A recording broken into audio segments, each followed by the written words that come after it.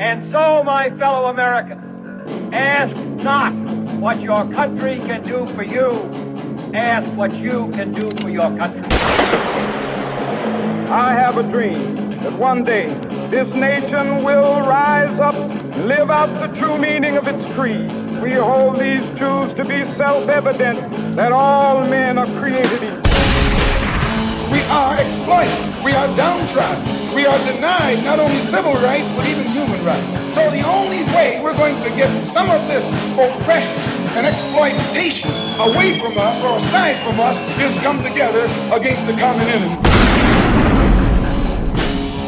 I don't want you to protest. I don't want you to riot. I don't want you to write to your congressman because I wouldn't know what to tell you to write. I don't know what to do about the depression and the inflation and the Russians and the crime in the street. All I know is that first, you've got to get mad. You've got to say, I'm a human being. God damn it. My life has value. Get together, have a few laughs. Hi, and welcome to the Iowa Talk Guys. I'm your host, Mel. And I'm your host, Teepee. And unfortunately, Erock can't be here because he's too good for us. He let us know that we're scum beneath his toes and he doesn't want to talk to us anymore, so. I hate your stinking guts. You make me vomit. You're a scum between my toes. No, I'm just joking. That never happened, but we're going to leave it like that. Anyways, today, what we want to talk about is the devastation that's happened to Appalachia. We're talking to Smokey again from State of Appalachia, and he seems to have a pretty good idea of what's been going on down there since this flooding's happened. The government has been screwing the citizens over. The Biden-Harris administration has been so generous to send each family $750, even though they just sent billions of dollars overseas to Ukraine and Israel. And countless other countries. Yeah.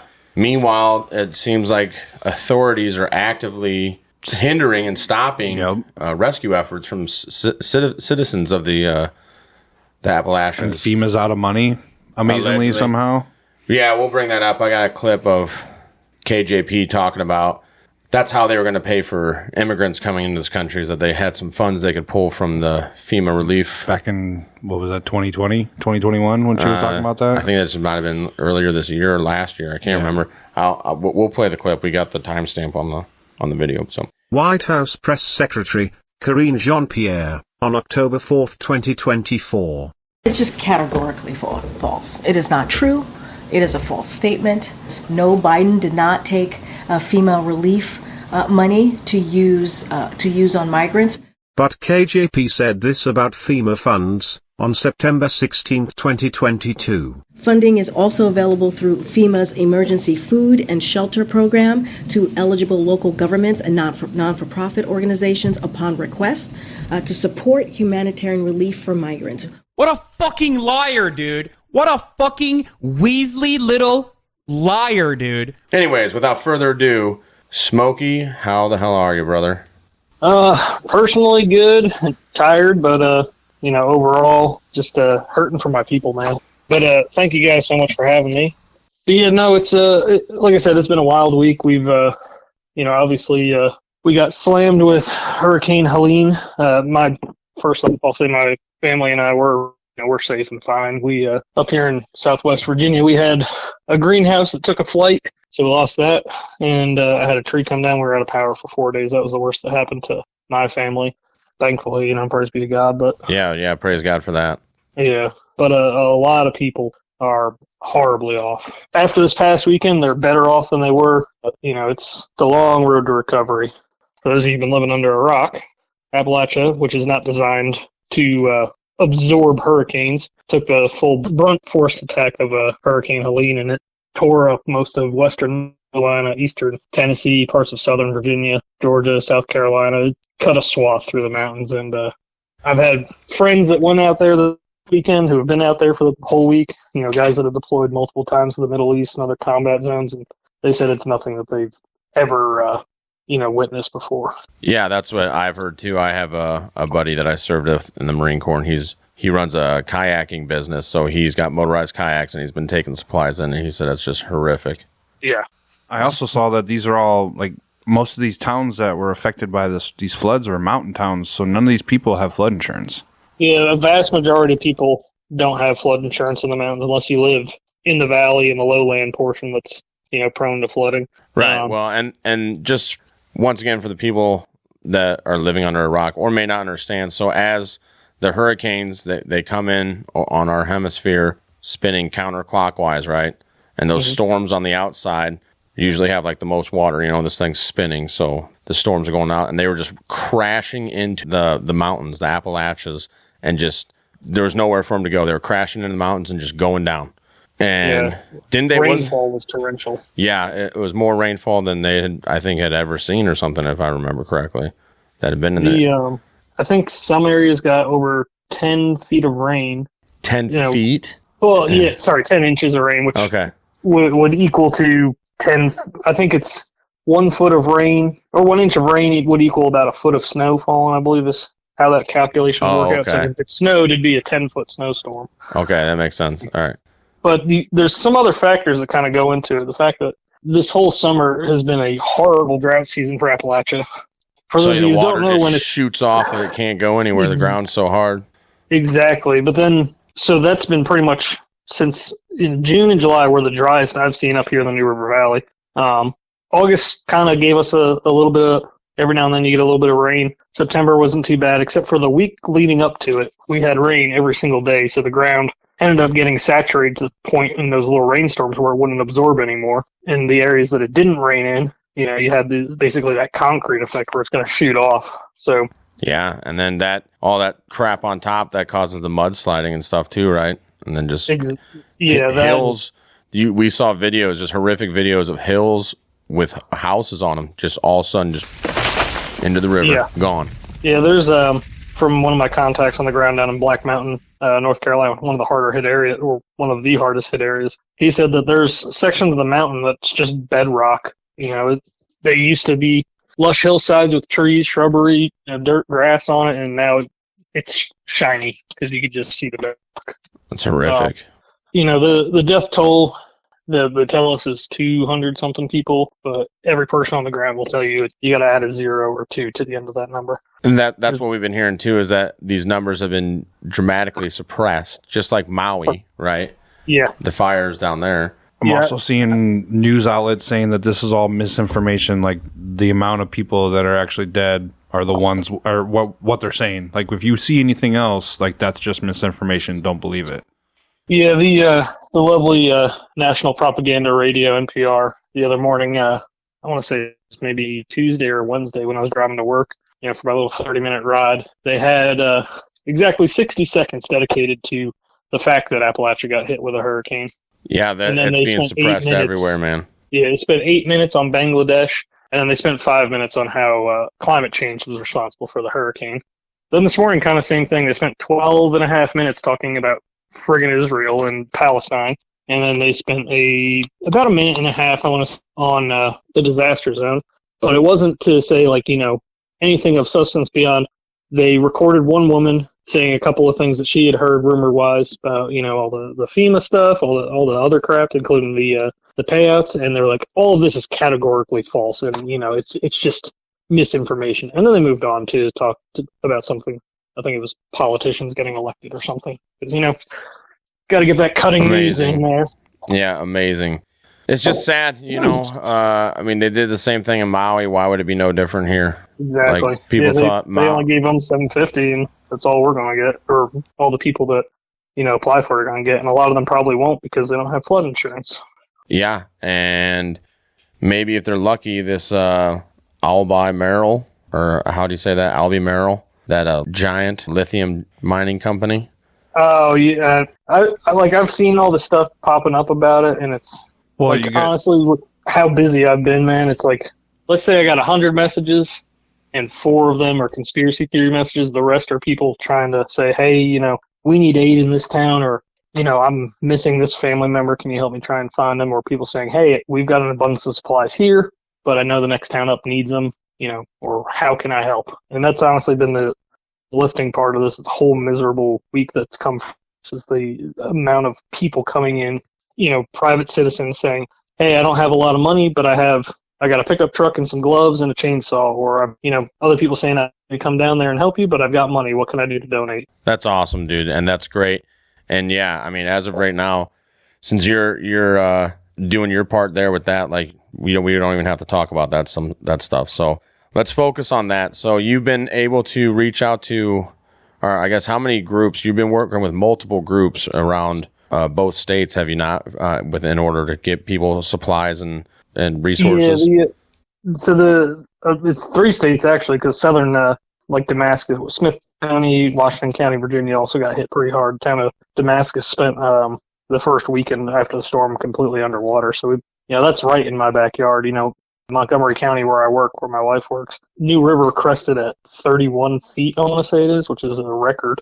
So people there, are underwater or were underwater. So, right in my backyard, essentially, this storm hit and people were affected. So with local stuff, just trying to help get people supplies and equipment down to certain people. And then all over, Western North Carolina, Eastern Tennessee, it's been, there's been multiple groups. I couldn't even give you the number of how many people were like, hey, a group of, 4 or 5 guys. And that's honestly what it's becoming, is like basically like fire team style guys of construction laborers or whatnot. Like, hey, I have a skid steer. Where do you guys need us? That's awesome. That's super badass.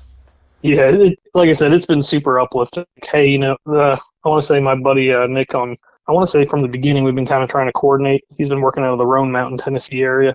He's been helping set up their EOC up there and kind of using it as like a fob to push out from.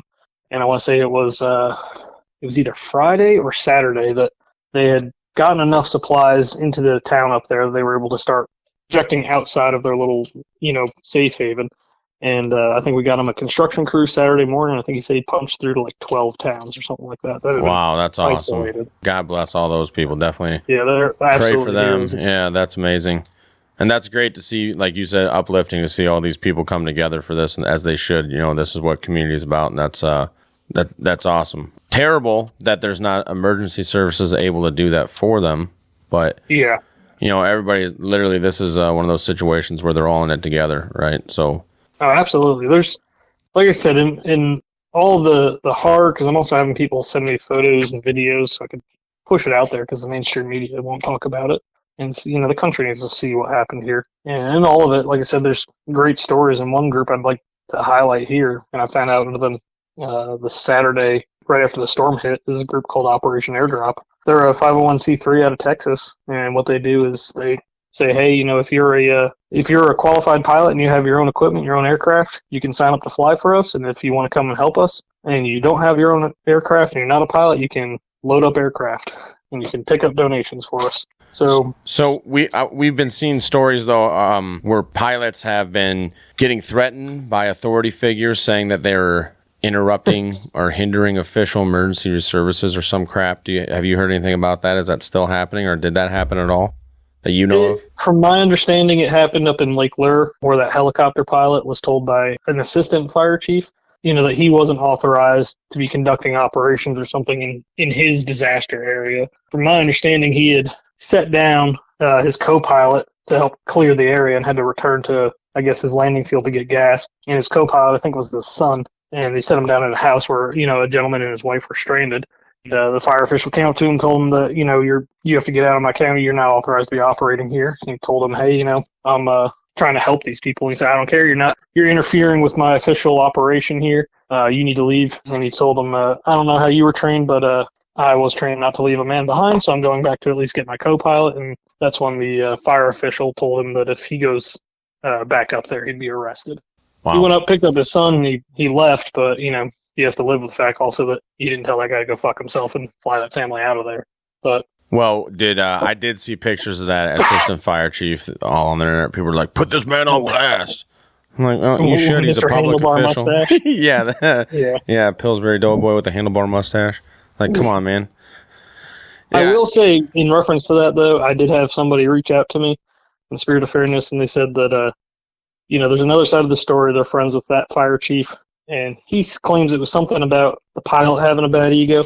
I asked them to explain, and haven't heard back yet. So, I will admit there are 2 sides to the story, but right now it sounds like, firefighter got butthurt that somebody was doing his job for him, which seems to be the normal in the mountains right now where government has been failing. egos and pride getting in the way, huh? The other thing I heard was that Greenville, South Carolina, where they've been conducting flight operations, FEMA, I want to say it was either yesterday or the day before, brought in like 10 helicopters. They all look like life flight helicopters. Landed them on one of the 2 active runways. So they shut down one of the runways, took over one of the hangars, and then pretty much left, according to this guy's videos that I was watching. They just left the bird there, too? Yeah, like 10 friggin' helicopters on the, on the runway. So they completely shut down one of the 2 runways at this active airport. Well, get the tractors out, boys. We got to pull some birds out of the way. Yeah. And that was the whole thing. They were saying the airport itself was taking in donations, and the pilots, the civilian pilots that keep their aircraft there were hauling them back and forth. And the guy in the video was like, we made 30 flights yesterday, and they brought in 1 flight of 10 birds, but they never left. And they've been sitting here blocking the runway. That's insane. So I'm looking right now. So this is according to Operation Airdrop. They were operating out of the Concord Regional Airport in Concord, North Carolina. The first day they flew 54 tons of supplies, and that was Monday when they started their operation. Total, they did 673 flights with fixed-wing private planes. They moved 700,000 pounds of supplies in trucks. They delivered 657 Starlink systems. They flew 22,000 pounds of supplies in by helicopter. Another 402,000 pounds of supply air. They, through search and rescue operations, rescued 456 people, and they conducted 200 plus helicopter operation flights, and they were using over 50 drop sites, meaning airports and remote sites in the field. And this is all simple. That's amazing. That truly is. But then that's when you said they landed those 10 Blackhawks or whatever and put an end to that. So that was at a different airport. So the Operation Airdrop people, no, you're fine. They, from what I've been told, they basically what they do is they come in for the first week after a disaster is hit to get the initial ball rolling, get the supplies start moving, and then after the week, the initial Operation Airdrop people, they basically hand off operations to locals. Usually they feel at that point, hey, there's enough of a structure built here that we can move on. And I know right now they're gearing up to go down to assist in Florida now that Hurricane, whatever it's called now, is a Category 5 and supposed to hit Tampa. So, I mean, those are good people.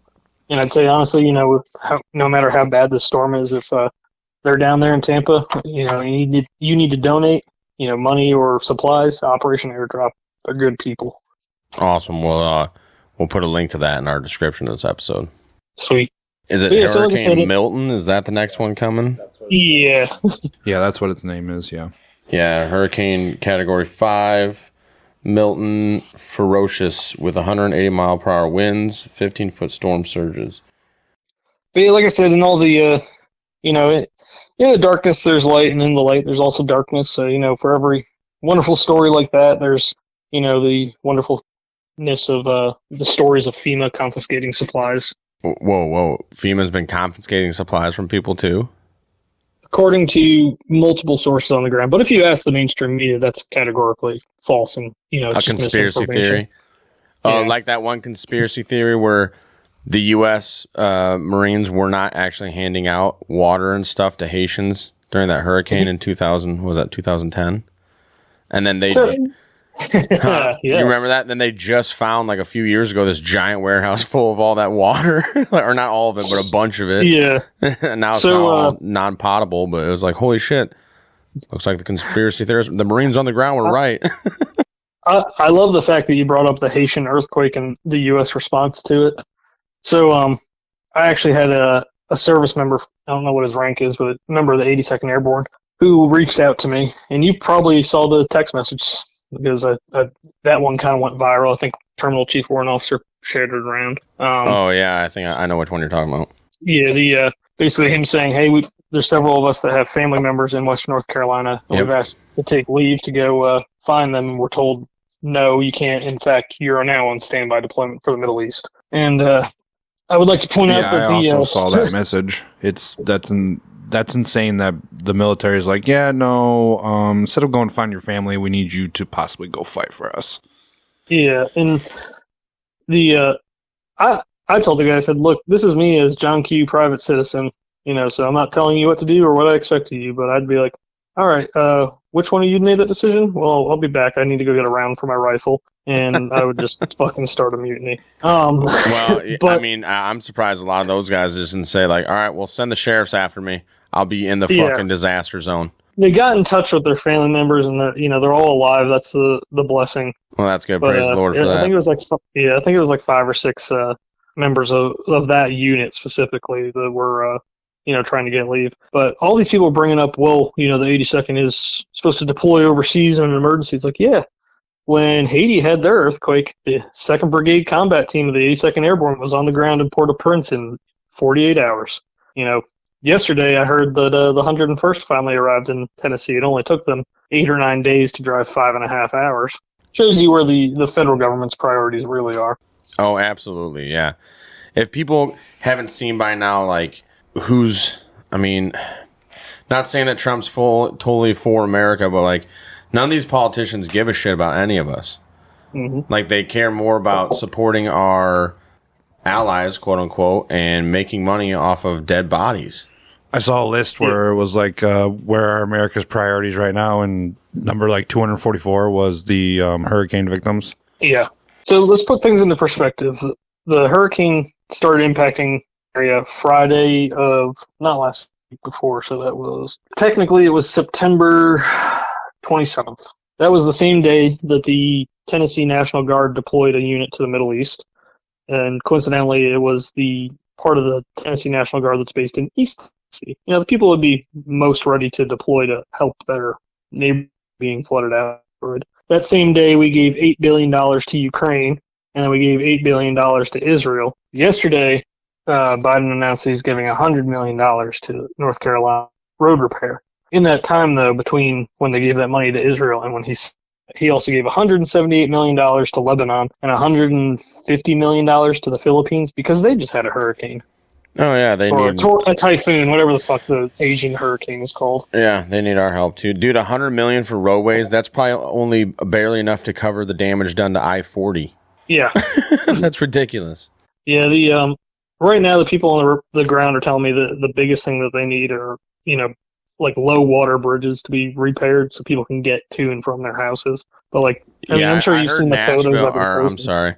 If you can confirm, Asheville was still is pretty much cut off because all the bridges out of town are down. They're gone. So that was one of the things I'm trying to wait on is getting, people from this past weekend to give us basically a quote unquote roadmap. Hillbillies in the mountains will pave a road where, there was just trees and rocks an hour beforehand, though. So God bless them. Hell yeah. As far as I know, I-40 is shut down indefinitely. It's pretty much gone. I think 6 maybe is the highway that goes north out of Asheville. That's damaged. But I do know that Tennessee Department of Transportation was actually working through the weekend. And they said, they've got crews that are basically trying to repair areas so that you can, even if they get traffic to one side and make it one lane in either direction, so people can get out and supplies can get in. They're working hard to do that. So I'll give the road builders that, man. Yeah, that's good to hear. That's awesome. Oh, yeah, all the emergency crews out there working, God bless them, too, because even power crews and all that stuff, dude, some hard men doing some hard things to make sure that everybody else can, at least get back to somewhat of comfort of being dry and having a full stomach right now. Because there's still tons and tons of missing families, which is, horrific, too. Yeah. So I will say this from one of my contacts. He said, the FEMA personnel that he's encountered that are search and rescue personnel, God bless them, because they are actually putting in the work. I have a suspicion that they're just contracted, search and rescue teams from around. But he said those people doing great work. It's the mid-level managers and higher that are, causing issues, wasting That's space. Weird. Mid-level management and higher-ups are causing issues? Yeah. Never heard that before in government. Yeah, or any corporation or anything before, yeah. Strange. So you've probably seen the photos and stuff I've been popping up on, Instagram, Twitter. Like I said, I was just telling people, hey, send me photos. I'll push them out as quickly as I can. And yeah, it was 2 nights ago. One of the photos was it looked like an ambulance that said FEMA on it. Had a big satellite dish and a tent off the back, and there were 4 or 5, I think it was 5 FEMA personnel sitting around on laptops, not doing anything. I've seen that photo. Brand new truck, completely clean. And the amount of people, literally the first FEMA vehicle, and I've been living through this. It was astounding. Here's my whole thing about the potential that they're confiscating supplies, as somebody said, and I agree with them, that FEMA can't be confiscating supplies. That would require FEMA to be here. Bada boom. I'm sure they're in some areas though, but they're probably in the major city, Asheville and the larger towns.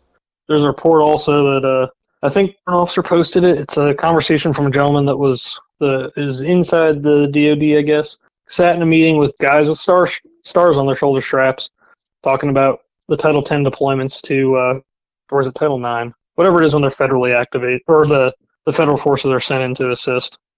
And the general, one of them in the room, he said, we're talking about how they just want their guys to get in there, to have photographs of them cutting a couple of trees up and fills of water, maybe shoveling a little bit of mud, and he said as soon as the news cycle changes, they want to pull all the federal troops out of the area. Holy shit. I mean, I wouldn't doubt them doing that, but like, we are living in all the science fiction novels and movies that we ever saw growing up right now. Like, absolutely, man. You know what I mean? The administration is, not only do they hate us, I would argue that they're culpable for, at the very least, manslaughter. Mass fucking manslaughter. Well, yeah, that's the U.S. government's no stranger to that at all by any means, right? Domestic, let me say that. They're not modern domestic. Domestically, also, Operation Northwoods, the CIA had on Kennedy's desk plans to fly planes into buildings and blame it on Cuba so we can invade Cuba and overthrow Castro. It was really nice when they updated it for Saudis. Right. Did I say that out loud? I'm sorry. I mean, yeah. Who knows what happened? I mean, but whatever. Right. Exactly. So it's not out of the ballpark for the U.S. government to kill off citizens to make an agenda happen. Yeah. So like I said, I have a couple of people that are eyewitnesses to FEMA personnel coming in, saying that they're going to take over the operations center wherever the supplies are at, where they were at. And they're confiscating all their supplies. I have two of them are pastors for churches. Wow. Who, their supplies were confiscated, taken to Johnson City, Tennessee, specific for Roan Mountain. But at the same time, there's plenty of stories of people saying the fuck you are, and good. Forcefully, not hurting anybody, but strongly throwing them out of a building. Unfortunately, it wasn't a multi-floor building. Well, good for those people. That's awesome. I want to go around once all of our people at least, are back on their feet, so to speak, and, just interview as many people as I can and have them just tell their story. And the people that witnessed that, I would love to, if they'd be willing to fill out a friggin' signed affidavit, as a witness saying what they saw, I would love to see where that road could take us in our legal system. Yeah, dude, definitely keep us posted, because I already saw, I'm trying to reach out to one gentleman that I think it was a federal judge just ruled in his favor on this case against wearing masks in airports during COVID.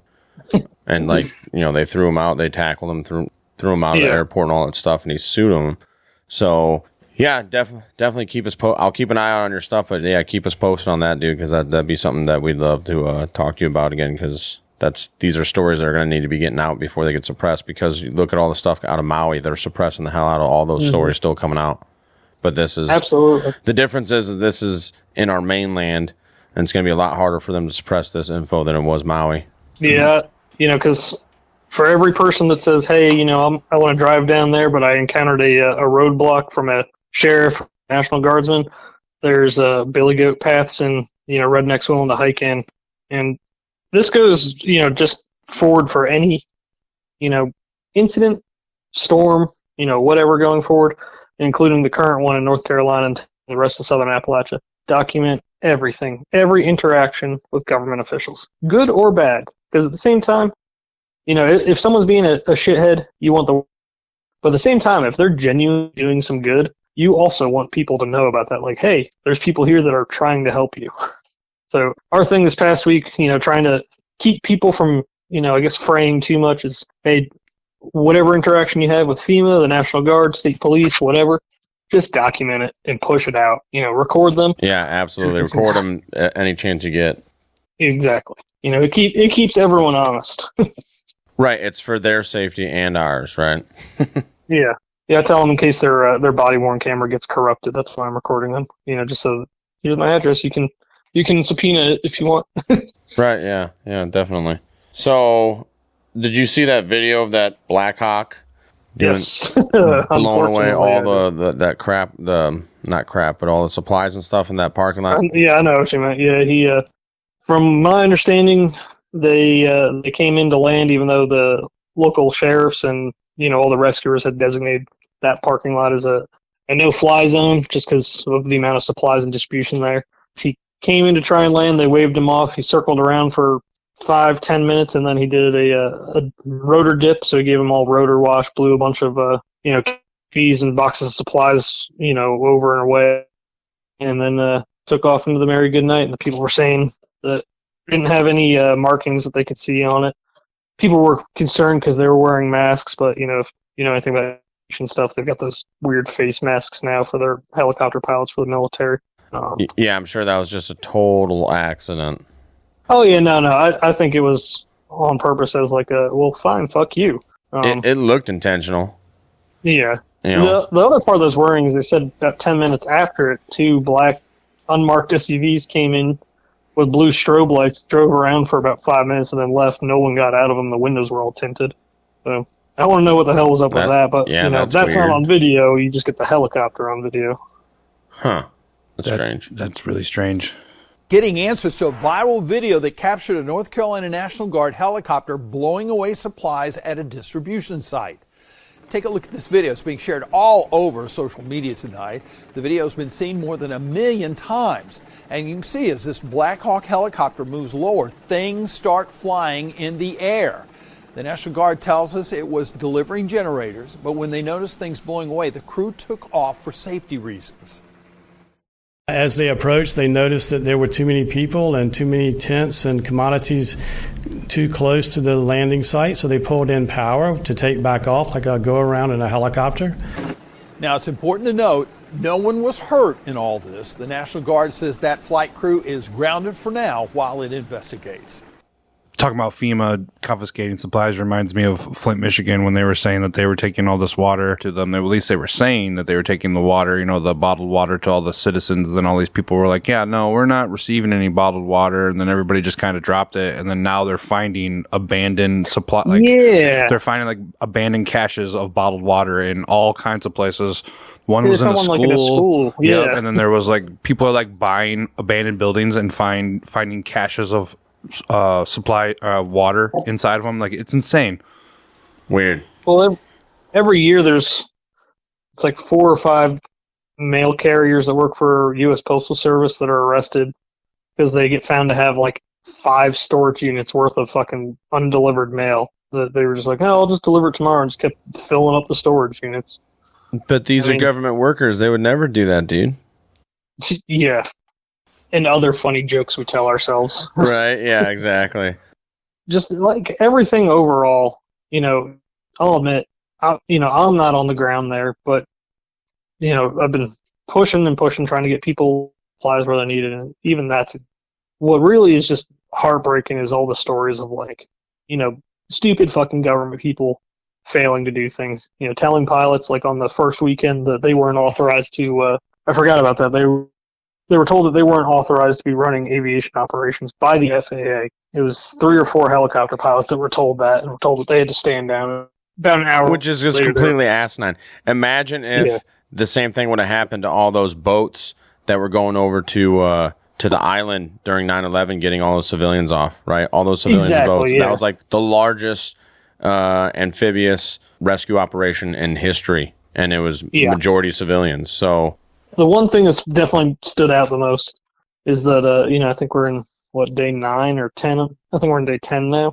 In 10 days, civilians have done more than the federal do in 1. And I think that it speaks volumes about are donating their time. They're volunteers. They're volunteering their aircraft, their well-being, right. Their supplies, their monetary stuff. But the people that are drawing fucking paychecks are so inept and incompetent that they can't even do that fucking job. Right, and the paychecks are coming from our tax-paying dollars. Exactly. That's the most sickening part that pisses me off. If you want to be inept and completely incompetent at your job, that's fine. Go do it for a corporation where I'm not funding you to be incompetent and, screw people over by being a lazy turd. The amount of all I've kind of really thought about all week is if I didn't pay taxes this past year, how much money I could have donated this past week to buy supplies to give to people. Right. But Israel and, Ukraine need their fucking, their cash cow, Daddy America, to bail them out. Right, yeah. Yeah, maybe if I had, hadn't been getting 40% of my paycheck taken out every pay period. Yeah, it's outrageous. But it's been like an emotional roller coaster week, man. Like everyone I've talked to, too, especially from the area, have gone in to help. The people that don't even live here, but visit frequently. It's places that we grew up, man. It's places that we vacation, places where we live. So it's just devastating. And one thing I'll definitely say is if you're a person going into these towns to help them, just remember like every hour is like a community funeral there. So be respectful, help the people out how you can, and if people are a little short with you, just understand it's not intentional. I know some people. I know a couple of guys that came from Franklin County, Virginia, this weekend when they rolled into one of the towns. All the town people were shouting, "Sell FEMA" to them. They're like, "Whoa, whoa, whoa! We're not FEMA." So there's a lot of just tired people, angry people. I can only imagine it was stressed out to the max. I mean, cold, hungry, wet. You know what I mean? Yeah. And they just watched everything they've ever worked for their life for gone in a blink of an eye. I couldn't imagine that, dude. And like you said, it's your home too. Like this place where I grew up, I couldn't imagine that happening, dude. That would be devastating. Yeah, I'd be a little stressed out. One of my contacts said that down in Old Fort, which is in the Black Mountain, Winona area, which is one of the hardest hit areas, said that his neighbor house survived, but the house next to that neighbor didn't. And I think it was 3 days ago now, the neighbor whose house survived burned down by accident. Holy shit. It was something, I think he said it was like either cook fire or candles or something, but, house was so engulfed that, nothing they could do. They couldn't bucket brigade water to them because, one, they don't have water. Fire trucks ain't coming up the mountain because there's no road and no fire truck left. Right. And that guy thought he had made it and, pulled himself a cruel hand, I guess. Well, and even after that, the survivors, right now, especially you've been walking around in swampy, or not swampy, but mud waters and stuff, dude. All that bacteria and crap in there, you get hurt, get infection, without getting proper medical service, that could kill you, without you even realizing until you wake up sick and dying. Yeah. There's a lot of so in the water right now. My one contact in Roan Mountain area, Tennessee, said that when I was talking to him yesterday, he casually said, "Oh yeah, I got some friggin' water on my arm today. My skin's starting to flake off." Ugh. So the water's full of at least diesel, kerosene. There's gasoline in it. There's every time there's a car in it, any all type the of fluids chemicals from farm that got washed away. Yeah, who knows what's in that water? Ugh. He said he brought a pair of fly fishing waders with him, and like brand new, had just got them like a month ago. He said they're flaking apart right now. Wow. So you go near certain bodies of water and your body's just trying to tell you to get the hell away from them because your eyes start burning. Right. Yeah. The body just wants to survive.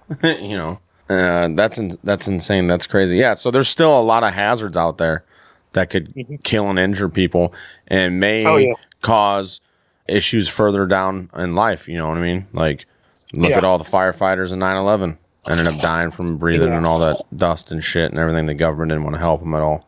All the people from Palestine, Ohio, East Palestine, Ohio, after that, the train blew up and shit. And then all these people now from this chemical fire, what was that? Was that in Georgia? Yeah, it just happened. That just happened. Biolab. Yeah, the biolab that miraculously went up in flames and nobody could stop it. And it was like, I saw videos. Daisy, we don't know. Well, I saw videos of like this trucker. He was coming up over a hill and then the interstate comes right by it. And I mean, he saw it. I mean, he must have been 10, 20 miles away from the sucker and he could still see the smoke.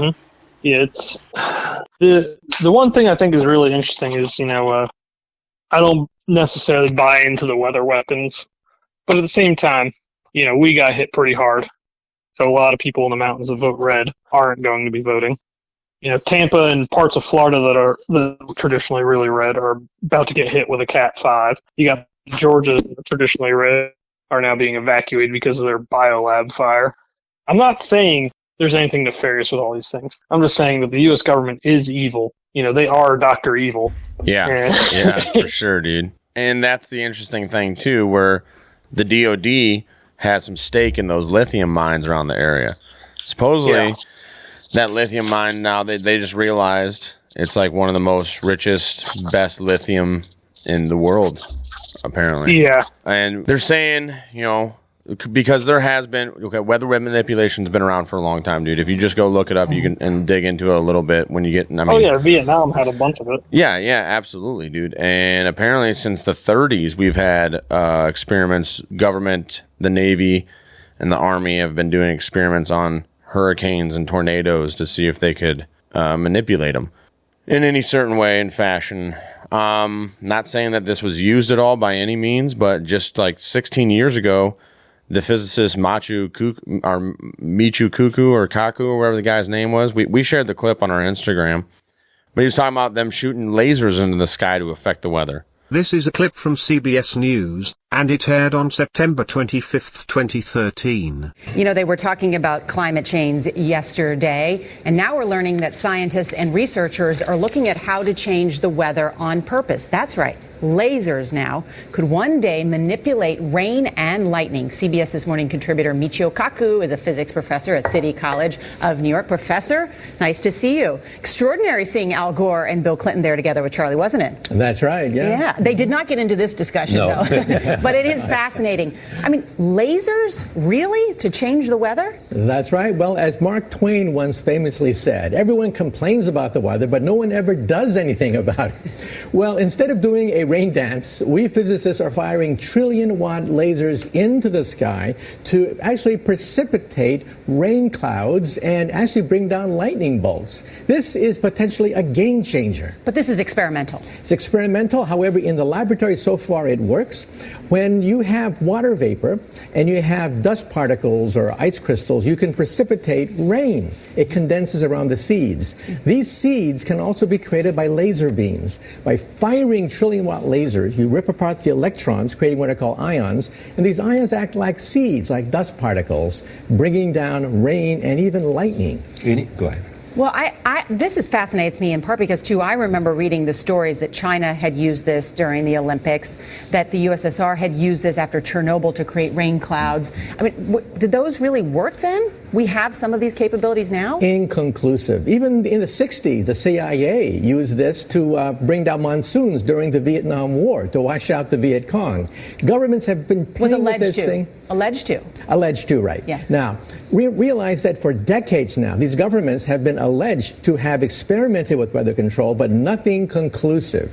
This time we're bringing in the laws of physics rather than simply waving our hands and uttering mumbo-jumbo. We're actually using trillion-watt lasers now. And in the laboratory, sure enough, they precipitate rain out of water vapor. Sure enough, you can actually bring down electricity down the beam. Now, like you said, there's a whole lot of people that aren't going to be voting red coming up. That's one incentive. The other incentive is, like I said, the Department of Defense, along with BlackRock and some automobile companies, have some stake on that lithium mine out there. And so that be another reason where now we don't have to buy the land from anybody because they don't own it, because it's gone. There's also a quartz mine out there, if I'm not mistaken, and they said that's like one of the largest quartz mines in the world, and we're using quartz crystals in like supercomputers now. So all these people that they wanted to like expand the mine. There's already a mine out there for it, and they wanted to expand it, if I'm not mistaken. And all the people around it were like, no, we don't want to do that. This is a clip from Straight Arrow News, which aired on October 4th, 2024. A town in North Carolina devastated by Hurricane Helene is home to a key mineral mining operation, and many fear the damage may cause ripple effects in tech industries across the entire planet. The Appalachian town of Spruce Pine, America's only source of high-purity quartz, experienced severe flooding, leading to major disruptions in two major mining operations. Producers Quartz Corp and Siebel Co. both suspended their activities as they assessed the damage from Hurricane Helene, which dumped over 2 feet of rain on the area. The quartz mined in this region is vital for producing silicon wafers used in electronics, including smartphones, semiconductors, and renewable energy technologies like solar panels. Experts warn that if operations remain shut down for an extended period, we could see significant delays in global supply chains and shortages of essential components. Adding to the uncertainty, misinformation is spreading on social media platforms X and TikTok, with some conspiracy theories claiming that the hurricane is a form of weather modification by Democrats in a deliberate attempt by the U.S. government to displace red voters before the election and establish eminent domain on a nearby lithium mining operation also devastated by flooding. These theories seemingly echo online claims during the Maui wildfires of 2023 regarding alleged corruption for land ownership gains. Experts emphasize that hurricanes are natural occurrences, and there is no credible evidence supporting these theories. Trust the experts. And now all those people are pretty much gone, so now they can do whatever the fuck they want. Yeah, so we're not saying that this is what actually happened. They used a weather weapon to get those people out of there. But like you also pointed out, Smokey, the government's evil. And they're willing to do what they need to do for just like the Third Reich, for the better progression of the country, right? The government, the people. You have Joe Biden.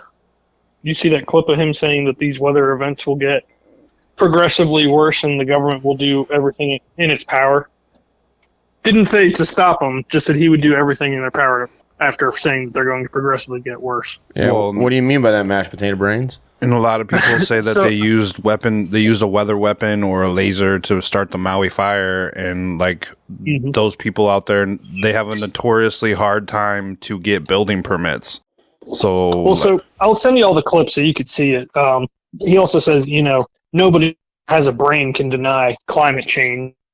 But I remember, because I got a long memory, when those tornadoes started popping up all over America earlier this year, and he said the exact verbatim same thing. Yeah, weird. I may have been born tonight, but I wasn't born last night. Amen. Like I said, they even have it on Wikipedia now, the cloud seeding and stuff. Like it's no longer conspiracy theory. Yeah. Even Tennessee, wasn't it, just passed a law where they outlawed cloud seeding. Yeah, it was Tennessee, and there's even, they advertise it in, I believe it's Saudi Arabia or the UAE. Yes. They, advertise it on TV that you can, pay to have your land cloud seeded, essentially. And you can also pay for your wedding day to be a beautiful sunny day. Yep. Wherever you're at. Yeah, I'm so fucking happy to live in this timeline where they killed Harambe, and I have to pay to have a sunny wedding or not a hurricane rip through my mountains and, kill my family members, and not my family, but friends and shit like that. Oh my God, you're killing us. That was perfect. Yeah. No, man, it's just. I agree with you too, though. There's a point where you gotta fucking laugh and joke about this shit, because otherwise it just eat you up. Oh yeah. You'll get black pilled, and then you'll turn into Matthew Brooks, whatever that guy's name is, whatever they told us his name was. No, you got to 3 name him. Come on. Oh yeah, Matthew. Oh my gosh. I don't remember something either. Crooks, the kid that took a shot at. Isn't it Timothy Matthew Crooks? No. Oh my gosh. Matthew Timothy, maybe. Well, now that there's a second one, who knows? There's probably gonna be a third one. Yeah, I saw that friggin' meme of Danny DeVito in that show with the 2x4 knocking the guy off the roof, and it was rednecks, I got you, brother, and then he was FEMA with the board, oh no, you don't. Yeah, I saw that one too. It's unfortunately true. It feels like, Yeah. Like I said, man, though, for every bit of darkness, there's light. Every bit of light, there's darkness.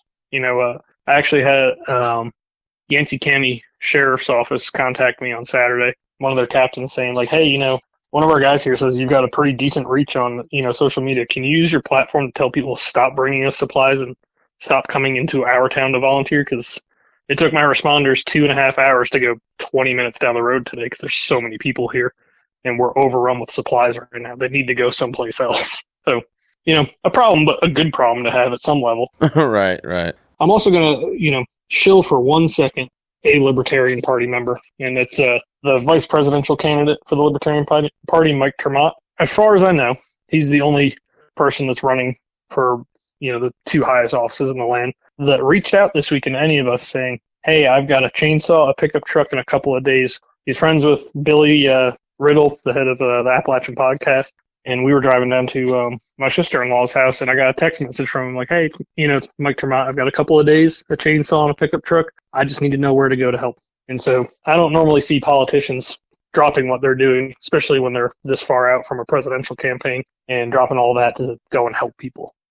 I didn't see Kamala Harris do that this weekend. Yeah, you're not going to see probably very many Democrats or Republicans at all doing that. Who was this? You said this is a libertarian guy? Yeah, he's the VP for the Libertarian Party. I mean, it's badass. Really nice guy. Doesn't mean I'm going to vote for Chase Oliver, but right. You got to try harder than that, pal. Yeah, no.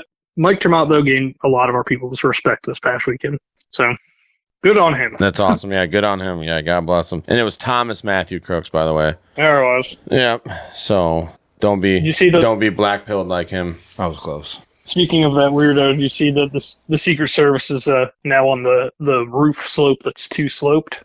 Yeah, past weekend. Yeah, the Elon Musk showed up to the rally in Butler. Yeah, yeah, the one that everybody. Yeah, the images are all over Twitter. Everything already. Look, they've figured out a way to get it on the sloped roof.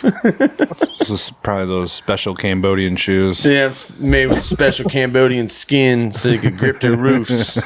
It's 100% Cambodian, yeah. It's the real shit. Yeah, man. Like I said, I just want to fucking be left alone to grow potatoes. Why do we have to live in this stupid ass timeline? Yeah, no shit. And that's what we've always said here on our show, man. Is that like it sucks, and I hate the people that are in charge because we just want to live our lives. We want to, work on, do something, have a job that gives us satisfaction that we enjoy doing. So, something that challenges us. Raise our families, maybe. Raise our families and take some vacations every once in a while and just enjoy life. Actual American dream. Learn some new skills. You know what I mean? But these people that's not good enough for them. Like we had that at one point in our country, but they're like, you know what? These peasants don't deserve this. Yeah, right. We are being too kind. No, we should take away everything from them. Let's completely brainwash their children's minds through media and television. Make them think we actually went to the moon. Through the public school system. Through the education systems. And then the doctors, we'll brainwash the doctors. We'll tell them to ingest oil and that it's good for you. We'll tell them that it's all from Nazis. We'll tell the dentist that we got to put fluoride in the water. Yeah, to make your teeth nice and clean. Why is it... I'm just going to hit on that for a second. Why is the government so concerned with my teeth? With all of our teeth? That's a good question. They're not concerned They've about never our done mental. anything for us for free, but here, we got to really take care of your teeth. We're going to put this in the water for you. Right. Like, okay. Well, you know who the first government to try that was, don't you know? Tell me. It was Nazi Germany. There's no shit. They're like... Imagine my shocked face. You can't see it right now, but I promise it's different than my normal face. At least that's what we're told, that they're the first ones to try it. That's the official story. But yeah, because they claim that it helps make the public more docile. Really? I thought it was just to make my teeth better. Yeah, and for your teeth. But here's the other thing, dude. I've been to third world countries, other parts of the world where they don't have fluoride in the water, and seen some clean ass teeth, better than some Americans. So I really think comes down to personal hygiene. Yeah, I mean, hell, honestly, you come to Appalachia, besides all the meth mouth people, anybody that's on well water, some of the best teeth on the planet. Yep. Oh yeah, we got some really good well water out here in Iowa as well. But yeah, that's and that's the thing too, dude. Like with all these people here, people don't think about that, but with the flood, their houses being gone, everything, finding clean water to drink is now become a chore, and that's a necessity. You can go a long time without food. You can't go that long without water. There's two gentlemen out of Indiana, I want to say it was, that reached out to me. They have a water distillation system that they bring to Africa all the time. They were talking to me about it. They said that they wanted to come down and help, and they have the system, and they said all they need is a water holding tank and like a fire truck, and they could basically create 9,000 gallons of distilled drinking water an hour. 9,000 an hour? Yeah. Wow. It's moving some water. I told them to get in touch with Greene County, Tennessee, because they had said that their water treatment plant was considered 100% unsalvageable. And they said, hey, they reached out and they were on their way down. So that's badass, dude. That's awesome. I haven't heard more from them, but, I've had multiple reach out saying, hey, water distillation's going, will definitely help. And plenty of country boys got stills that know how to make stuff. So they got a lot of copper just sitting around by chance. Yeah. That's awesome, though. That's great. It's really badass, man. There's been a lot of just like people reaching out with, great ideas and, quick fix solutions. There's other people like Pacific Northwest Gorilla, Americana Pipe Dream Apparel, and Miltech are putting together Pacific Northwest Gorilla, let me say that, is putting together an order through Miltech where he's buying, rain gear and cold weather gear. And his plan is this week, I think he's flying out, picking up the order and driving it into the area to deliver cold weather and rain gear to folks because, this week temperatures at night are supposed to start dropping into the 40s up in, the mountains. So wow. That's really awesome, dude. That's badass. And yeah, that's going back to what you were saying. That's the heartwarming stuff, the stories that you see that we're hearing about. That's it really makes you proud to be around these parts around and just unless you're in the city. Yeah. I don't know if you get this type of hospitality in the cities. No, I'm just joking. A lot of the rescuers and people this weekend that were out there, said it's pretty much the same stories. They break through into a holler that hasn't even been contacted yet. Like, hey, are you guys good? Old mountain folks are like, yeah, we could use a little bit of food maybe, but here, can I get you some water? And giving them, fresh mountain water and everything. Like, oh wow, they're fine. Like, oh hey, here's some refreshments. It's the Appalachian spirit of like, hey, come onto my property. I'm going to offer you something, some type of refreshment. Yeah, that's so amazing. That's awesome. Some fresh brewed tea in the middle of this shit. Yeah, this will brighten your spirits. Here you go, kid. Yeah, exactly. It's little things like that, little stories like that. Little stories of people that hadn't heard from X, Y, or Z family member in days. And then, finally I get a message like, hey, we actually got in touch with them. They're okay. They're alive. There's That's the great heartbreaking stories of, hey, there's the flip side of that, the heartbreaking stories of, hey, we found them, but, they didn't make it. But unfortunately, in a disaster of this magnitude, you're going to get both sides of that story. You're not going to get just the happy ending every time. Well, yeah, definitely. And we already know, like we discussed in the beginning of the show, is that they're already they've been suppressing the actual numbers of deaths because that's not going to look good, dude, on Kamala when voting season comes around. All these dead bodies on her watch. She can't have that. She'll say it was Joe, and he'll say that she was the last man in the room, so... Yeah, just like with the border shit or whatever. Mm-hmm. I saw a thing that the number of registered voters that were Republican is 2 to 1. Like people that are now registering to vote in Pennsylvania. It's like it's already starting. Like people are already starting to turn and like they're flipping from Democrat to Republican, and it's going good right now for that at least. The interesting thing will be seeing what happens in affected areas, how voting goes, because like North Carolina has a voter ID law. I think they've got 1 day voting also as a law, or at least no write-in ballots a law. But what's the first thing that they bring in when a disaster hits around election time? Here's all these write-in ballots, guys. You don't need to go in place. It's like these people are stuck in their house. Their polling place is 20 minutes down the road. They can get to their polling place. Right. Why do we need? And like you said, with the $750 thing, is like they're like.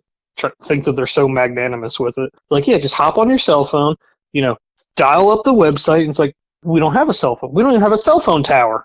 Right, yeah. How the hell are you supposed to do anything? It's a lack of, it's a lack of just knowledge. It's incompetence, gross incompetence, and it's...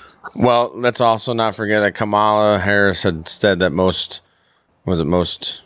black Americans don't even know what a computer is or some asinine crazy shit. Was that Kamala that said that or Joe? I think so. No, I think that was Kamala. Just completely asinine. Correction. New York's Democratic Governor, Kathy Hochul, made this comment on May 6, 2024. And in fact, I talked to a lot of other people who said, I wish my governor had thought of that first. I said, no, this is New York. We like to be first. With all due respect to people from other states. It's sort of our attitude. We will be the best. We will be the first. And I want others to follow, because right now we have, young black kids growing up in the Bronx who don't even know what the word computer is. They don't know. They don't know these things. Bleachy also said that most African Americans don't have ID to vote. That's why like the ID laws are racist. How many laughs did it take for her to get through that sentence? Because, she can't get through the middle of a sentence without laughing. Yeah. Must be all the mushrooms she takes or something. Dude, she's Xanaxed up to her eyeballs, you know it. Oh, she has to be, dude. Yeah. Something. Well, another part of this, too, this tragedy is, I don't know, have you been hearing any stories or firsthand accounts about the looting that we've seen a couple stories of some illegal immigrants that were busted looting houses and shit that were flooded out and all this other stuff. Yeah, my friend sent me that. I told them that they must have been looking after like survey charts and stethoscopes, considering they're all doctors and engineers, right? You're right. Oh, we needed this for funding. For experiments. I heard that. I think that was happening like on Friday, like as the storm was hitting, that occurred. It's like a mix that I've been hearing from people in the field of the looting is starting to appear in like some of the outer areas, or was starting to appear. Like in Irwin, Tennessee, like my contact one night was like, "Hey, there was a gunfight in Irwin today," and then he pieced for the rest of the night, and I was like, "Hey, man, I need more info. Was it like FEMA getting shot at? Was it looters or whatnot?" And the next morning he's like, "Oh, some store owner got into a gunfight with a couple of looters," and I don't think anybody actually got hit. So I mean, it must not have been a nice part of town because 10,000 rounds fired, no one hit. Yeah. Were you trying not to shoot them, or? Yeah, but so like there's reports. Everyone that I keep hearing is like, "Oh yeah, looting started to pick up," and you ask them, and they don't really like have much of an answer on it. It's like, "Oh, I heard." It's all like second and third hand telephone game information, unfortunately. Nothing really firsthand. Yeah, like Tennessee, I'm pretty certain is a constitutional carry state, and North Carolina's got concealed carry. You can pretty much bet on like most people are packing, at least concealed. That they said, it's been, as far as looting in Nashville and whatnot, it's been rather mild, or they haven't noticed it at all. Good. The biggest thing is just the government, agencies that are just there not doing anything. They show up, they get the photo taken, and then they just kind of sit around like those FEMA guys are putting up roadblocks where it's not necessary, literal and, metaphorical ones.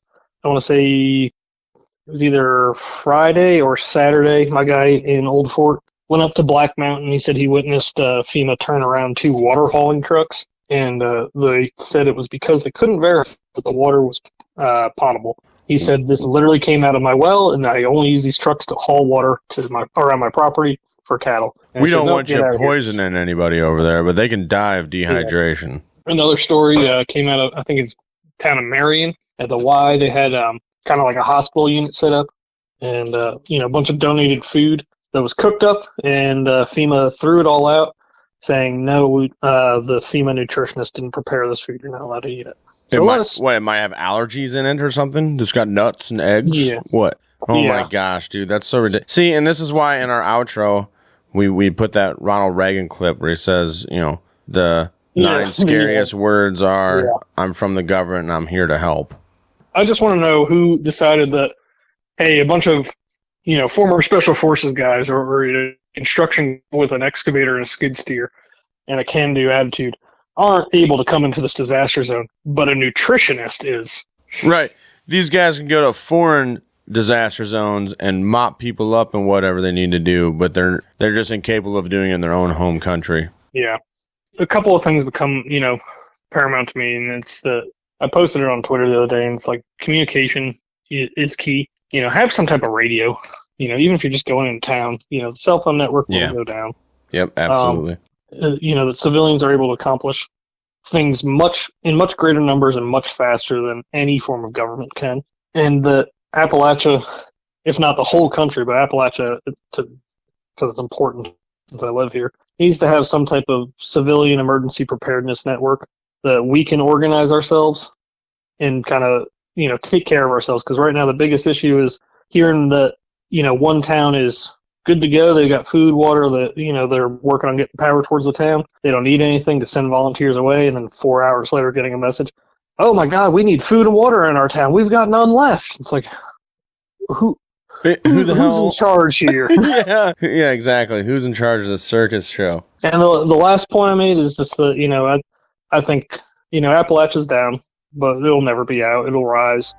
Stronger than ever. Dude. We came from the West Virginia coal mines and the Rocky Mountains and the western skies. This is where the boys were being oppressed by when they were doing the coal mines and shit. This is where you guys were all bred out of.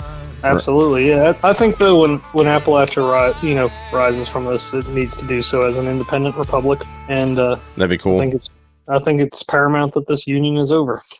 The Declaration of Independence itself talks about altering or abolishing the government, saying that when any form of government becomes destructive of these ends, it is the right of the people to alter or abolish it and institute new government.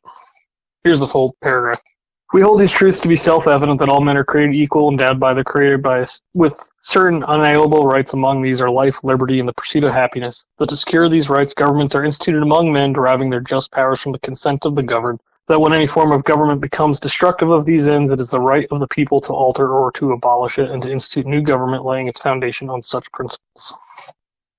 And, almost 300 years ago, and it still rings true, I think. Well, yeah. They just came out of a tyrannical government situation that had been ruling over them for quite some time. And the crazy part about it, though, is even forming up a small community to gather communication, medical equipment, maybe some long-term storage food for emergencies. According to the Department of Homeland Security, you are a threat. Yeah. The Department of Homeland Security also is in charge of the United States Coast Guard, who are currently patrolling Claytor Lake State Park in Virginia. Really? With the Department of Wildlife Resources, our game wardens. And the lake, I posted some photos of it. It's trapped, debris all in it. And they're not patrolling it to look for bodies or anything. They're just saying that if you go there to try and clean it up, you will be arrested for trespassing. Oh, I think I just read that tonight. Did you post that? Yeah. Yeah, okay. I posted it yesterday or the day before. It's like, all these people are like, well, they're trying to look for bodies. I'm like, that'd be great if they were actively doing that. But they're just, walking around it like some mall cops at a car crash. Like, nope, can't come here. Here, folks. Yeah. Oh, jeez. And fun fact, it's one Coast Guard guy with about 8 ROTC Coast Guard students. So. And they're all just looking to do whatever they're told because... Yeah, they want to get a job in the Coast Guard. Yeah, and they're easily moldable because they're like 17 and 18, 19 maybe. Plus, they got to impress their superior. They want them to put in a good word for them when they go to school. That's the other thing that's a travesty about nowadays. You just get on your knees to impress your superior. Now you got to do all this stupid shit like oppress the American people. Yeah. I wonder if taking some 5.56 is going to impress them a lot. Yeah. Hey, be careful with the Fed. What was it my buddy said the other day is they're making it really hard to not do the Fed posting right now. Right. Yeah, no kidding, dude. Well, do you have anything else you'd like to add? Yeah, we're about to wrap this up. This has been a great conversation. Man, I really appreciate it. And just that, if you're looking to help donate and stuff like that to the cause, definitely. Samaritan's Purse has been an organization that a bunch of our guys have been working with, along with God's Pit Crew. They've been doing great work. Every chance I get, I'm posting, different drop-off locations for supplies, donation links. Even one person it was just a family's GoFundMe page and told people, hey, if you're lost in the sea right now and want to donate, but you don't know where your money's going to do the best, here's one family that you could try and help out. That's awesome. Another thing I'd just say is that if somehow you're listening to this and you're still, isolated and trapped, get word out. Help is still coming. Absolutely, yeah, and most likely from your fellow brethren, your fellow neighbor, not the government, exactly. Not FEMA. So, yeah, definitely. If you could send me some of those links, that I can put them in the description on this episode. Definitely. And then people can go there and donate and definitely get help where they can if they're in those areas and they're able to do that. Like I said, I got a buddy. He's out there doing what he can with the resources that he has available to him. So it's any help is greatly appreciated. Definitely, man. Oh, I hear the sirens are coming for you. It sounds like, brother. Yeah, we pissed him off. Mel shouldn't have made that 5.56 comment, dude. Way to go. Yeah. Yeah, I don't know. Well, guys, I appreciate it a lot. Smokey, once again, we really appreciate you coming on. And to our listeners, definitely, if you're in the area and you need, check out his stuff. If you can help out in any way, check out the links that we put in the description. If you're not in the area and you want to donate some money to get some supplies and some water and stuff to people in need, we'll have those too. So definitely check that out. And, and even $1, if you can donate $1, that is more, than just nothing. And if you don't want to, donate $1, share our show to somebody that will, and that you can help out that way. Amen, brother. So, all right, Smokey, we appreciate it, man. As always, it's been real. And please, like we said, share the show with your friends, family, anybody around that area and stuff. And like I said, if you can't donate, share the show at least to somebody that hopefully will. And follow us on Instagram at Iowa Talk Guys _podcast. Follow us on X at Iowa Talk Guys. At IowaTalkGuys.com, Iowa Talk Guys on YouTube, and Iowa Talk Guys on Rumble. That's right. And check out Smokey's stuff at State of Appalachia. We'll put his links for his X and Instagram accounts down there too. So you'll be able to reach out to him as well if you need. Or just go check out some of the stuff, scroll through. Definitely see what's going on. Like I said, he's keeping his thumb close to the pulse on this situation. So that's why we really wanted to talk to him about this and see what way we can help in our own way. A lot of good information. Yeah. So always remember, don't eat the yellow cake. Don't eat the yellow snow. Don't drink the Kool-Aid. And Smokey? Don't trust the feds. Damn right. Yep. Best advice I've heard in a long time. That's right. All right. Iowa Talk Guys, out. Hi. Good night, everybody. I ain't got a good grade. Well, I'm sick and tired of smart guys. Oh, durga. It wasn't a space laser. It wasn't a murder hornet. It wasn't Sasquatch. It was a bullet. The 9 most terrifying words in the English language are, I'm from the government and I'm here to help. It's all there, black and white, clear as crystal. You lose. Good day, sir. Here I am with you in Iowa, and I'd rather be here. I'd rather be here. So thank you very much. Very nice. Appreciate it.